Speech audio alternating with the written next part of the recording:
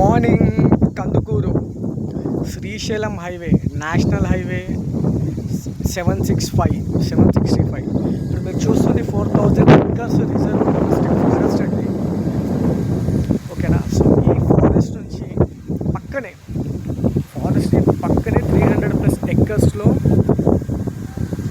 Planet green company DTCP RERA approved venture.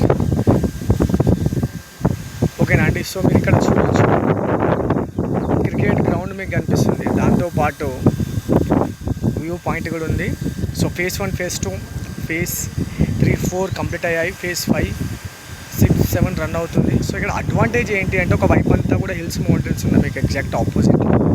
So before నేను ఏంటి అంటే డొమెస్టిక్ ఫారెస్ట్ అనేది చూపించాను.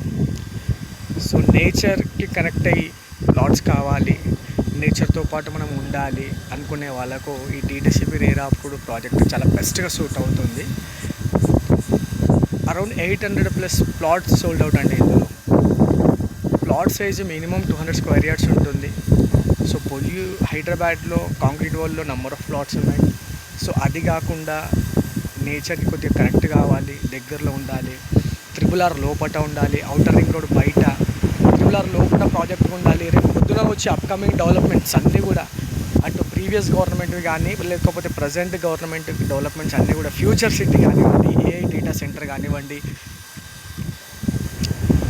లేకపోతే ఎలక్ట్రానిక్ పార్క్ మహేశ్వరం కానీ, సో ఇవన్నీ కూడా దగ్గర అవుతాయండి. సో నేచర్తో పాటు జీవించాలి అనుకునే వాళ్ళకు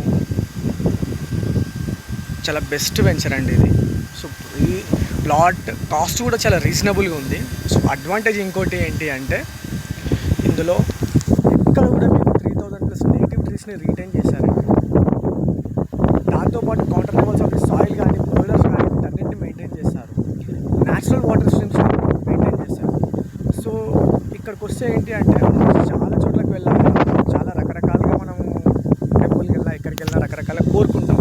సో ఇక్కడికి చివరికి మనం టెంపుల్ అయినా కోరుకునేది ఏముంటుంది అంటే, ప్రశాంతత కావాలి, హ్యాపీనెస్ కావాలి. సో హ్యాపీనెస్, ప్రశాంతత అనేది మెయిన్ కాన్సెప్ట్ అండి ఈ ప్రాజెక్ట్.